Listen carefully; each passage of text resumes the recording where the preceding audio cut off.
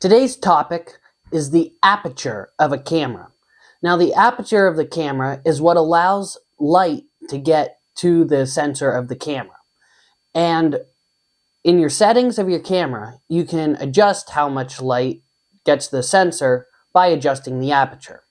Now, the aperture is measured in what are called f-stops. So at the bottom of your camera, you might see an f number point something or f slash number point something. That is the measurement of your aperture. That's the f-stop. Now, what does the aperture do for you? The aperture, other than changing how much light gets through the lens, also changes the depth of field for your pictures and even videos. So if you have a wide open shutter, which would be like, say, an f1, that allows of a broader field of depth of field view. So say you're taking a picture of someone and you want a blurry background. You want your aperture to be as wide open as you can without it being too bright, obviously. So that's what I have my camera set at right now, is the widest aperture I can get, which is f3.5 on this camera. And what that does for you is it allows more of a blur in the background, and it focuses more on whatever your subject is. So what if you don't want the blur in the background?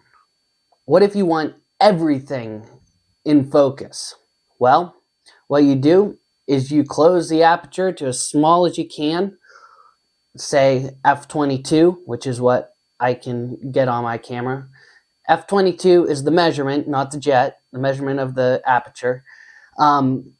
But what does the in-between do for you? The in-between, a more in-between one would be, say, f15. Also another jet. Maybe there's a pattern here. But anyway, that would keep a lot of things in focus. It would still allow for a little bit of blurriness in the background, but that's really good for, say, real estate photography, or I don't know, say you're maybe out in the woods or something and want a lot of trees in focus, but you also want some out of focus. That's what you would use for that. So using the aperture to adjust the depth of field is something that, as like many things with the camera, you'll learn over time what to use when. And it probably maybe about a year ago was when I started learning, oh, I should use a lower aperture for if I want a blurry background and vice versa. So it's fun to experiment and learn about whatever camera you have, because even little point and shoots, which is what I had been using, it was a PowerShot SX740HS, and that had a manual mode, and I was able to adjust everything, including the aperture.